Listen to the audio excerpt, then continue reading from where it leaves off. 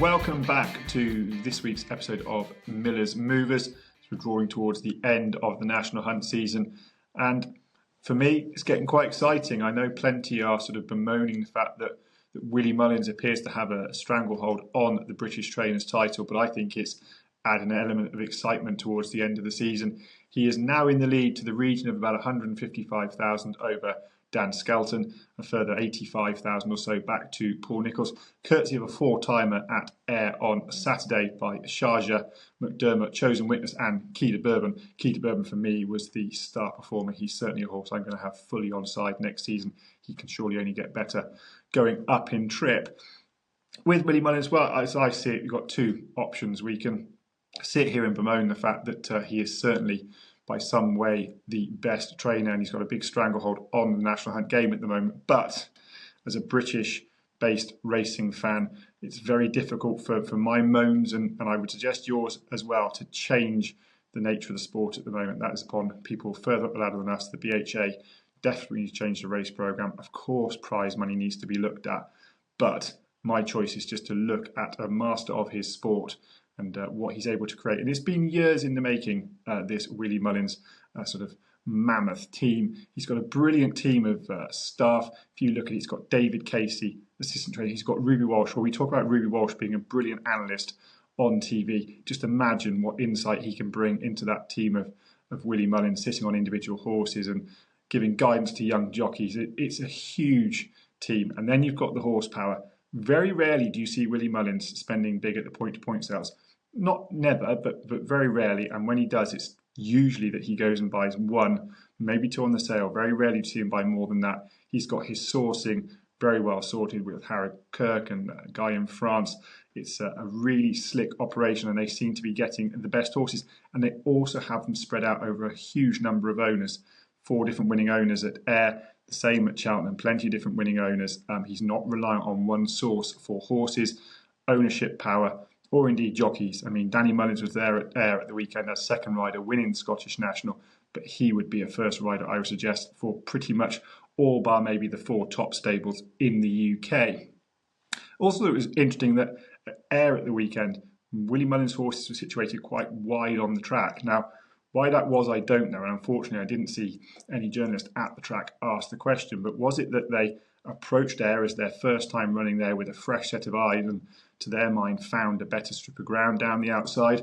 Was it that in the Scottish National they've got plenty of experience of running in big field handicaps in Ireland, and they feel that situating yourself on the outside, for all that you're covering a bit more ground, you're given more space, more daylight, you're able to make more positive decisions? I don't know, but it could well be that it's those very fine margins that mean that Willie Mullins is by some way ahead of the rest at the moment. Starting with the handicap moves and shakers now, and the first horse I want to talk about is Maasai Maara, who's gone up £7 to a mark of 119. Son of Roaring Lion, I should think connections are a little bit put out. He's gone up £7 for finishing second, but that is the risk you take when you already have a mark and you still elect to go and run in a novice hurdle. He was beaten 3 3/4 lengths by Insurrection, who's rated 130. He was receiving £8 at Maasai Maara, but I thought it was a very strong run. Probably on ground that was lively enough. He's got some very good flat form on soft ground. He's rated 86. Still only up to a mark of 119. I would normally look to add about 40 to their flat rating to get a ceiling of where they might get to over hurdles. So I think he's still potentially well handicapped, particularly on soft ground. Might well be the last we see him over hurdles this season, but if he reappears next season on a bit of soft ground and a handicap off this mark of 119, I certainly think Maasai Maara, who was an expensive purchase, could well be capable of landing 1, if not 2, handicaps. A horse that's landed a couple of handicaps this season already is Hermes Le Gris for Robbie Llewellyn. Now, Robbie Llewellyn, I make no apologies, features on this handicap. Moves and shakers feature regularly. He's very, very good at placing his horses and keeping them slightly ahead of the handicapper.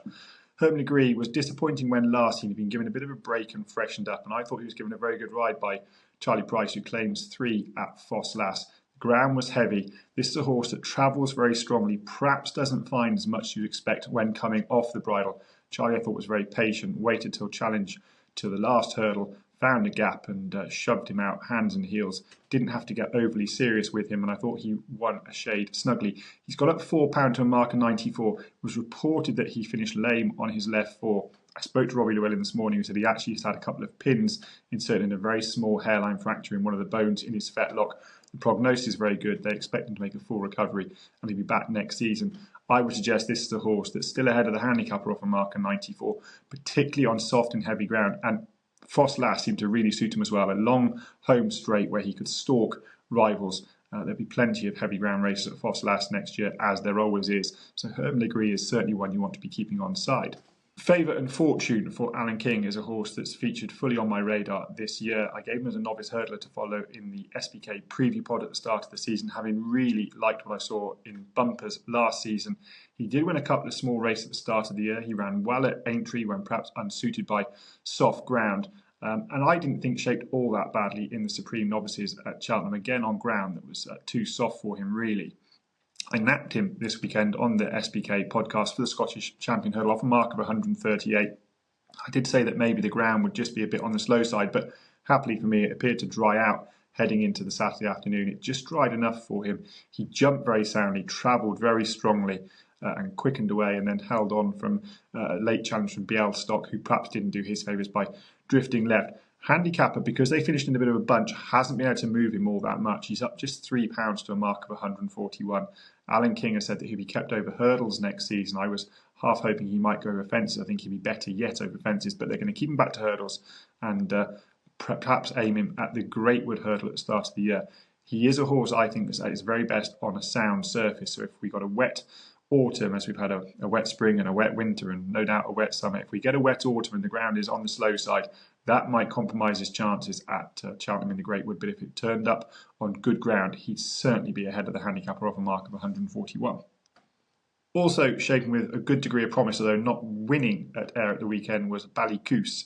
He's a horse that's certainly featured on my radar a couple of times over 2 mile 4. He's run some very good races over 2 mile 4. He's won over 2 mile 4.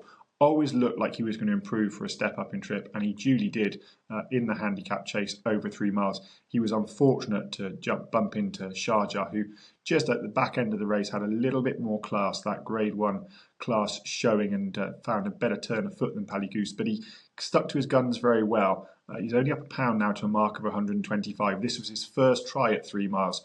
I think this is certainly his trip, and the way he went through the line certainly wasn't stopping. I think he'll stay further in time. He could even be a horse that we see back this time next year in the Scottish Grand National itself. So Ballycoose for Stuart Crawford off a mark of 125. Stuart Crawford makes plenty of raids on air, and Ballycoose will certainly be a horse I'll be keeping on my radar probably for next season now.